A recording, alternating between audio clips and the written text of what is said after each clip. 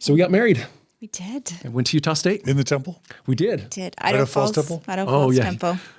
We didn't talk about let's talk about temple experiences. You want to tell yours? Oh, well, I went to the temple.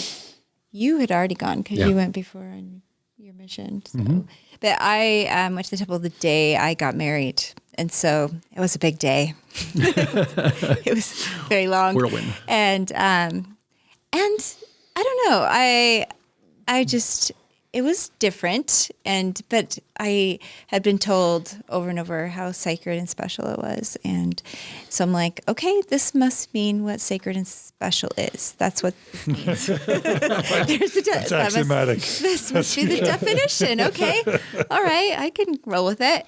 And I was waiting for some, again, like I said before, waiting for some big spiritual experience to feel whatever. And I didn't. Probably fleetingly thought a little disappointed, like, oh, this was supposed to. I'm getting married and I'm going to the temple. And that's a bit of a recurring theme then. Yeah, Again, I did. You're not feeling what you should be feeling, right? I'm like, so, but I promptly am like, but this is what we're supposed to do. So, all right. And I just went along and stuff. And it was a pretty wild, because I was tired. It was a pretty wild day. Yeah. But I did it. Yeah. Fortunately, you did it after 1990 when the things were removed. 1995 when we were married. Yeah. So my temple experience. What did you feel like when you went through the first time? So there was no temple prep class, and even the temple prep class that were given that I helped teach later on didn't really explain what was going to happen. I did go through it. I don't remember it very much though, but I did. Yeah. I remember getting to the temple for that washings and anointings, and I remember going through. And that was the thing that really freaked me out, is no one told me that you're going to get butt naked and put this little shield over top of you, and it's open on the sides, and you're walking through the temple naked. And I'm thinking, what the heck? And I had very much some modesty issues. Like, I did not want to have anybody see me naked. My kids will laugh now because they're like, Dad's like, woohoo. Homer Simpson style.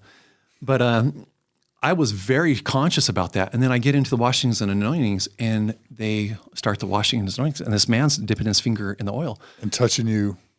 And that's what really disturbed me.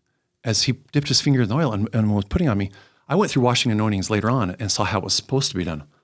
How it happened with me, he's dipping his fingers in the oil, and it was 3, and then it's the massaging of each spot. And it's not just the touch. And tell people where they're touching you. It was, if I remember correctly now, it was head, on the breast, and on the loins. Right. And as he reaches in and touches the breast and rubs the breast with oil, I'm thinking, nobody's rubbed my nipple before with oil.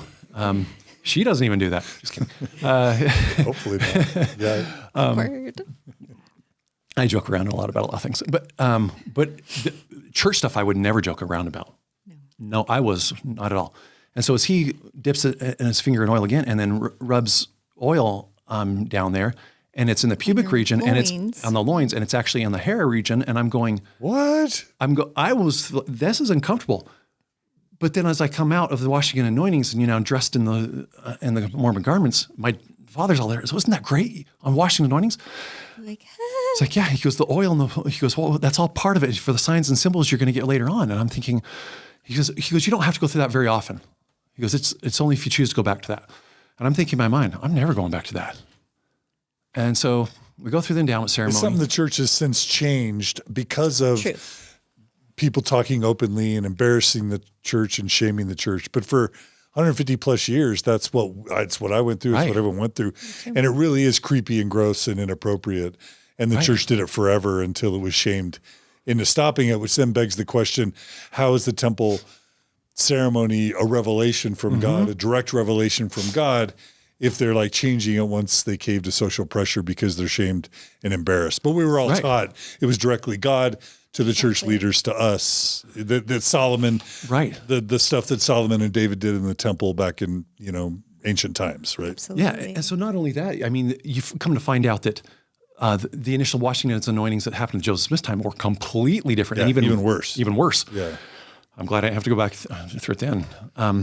Anyways, the temple, it weirded me out the first time, but It was that cognitive dissonance. You're told it's special. You're told it's sacred. Therefore, it's special. It's sacred. I will accept it and move on. And I will accept this was revelation from God and go.